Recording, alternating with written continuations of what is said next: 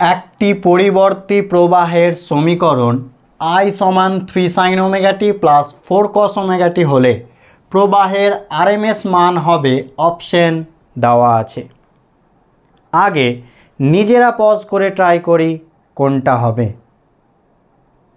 তো চলো দেখে নেওয়া যাক কোনটা সঠিক।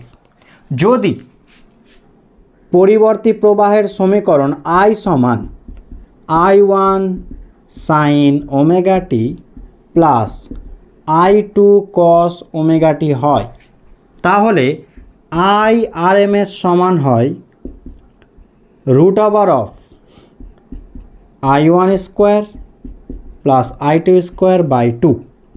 তাহলে আমরা যদি এখানে এই দুটো সমীকরণকে তুলনা করি, I1 এর জায়গায় 3 আর I2 এর জায়গায় কত আছে 4, তাহলে কত হবে 3 স্কোয়ার প্লাস কত 4 স্কোয়ার বাই 2। তাহলে কত হবে, তাহলে এটা যদি লিখি 3 স্কোয়ার 9 16, 16 আর 9 কত 25, 25 মানে কত 5, তাহলে 5/√2। অপশন ডি সঠিক।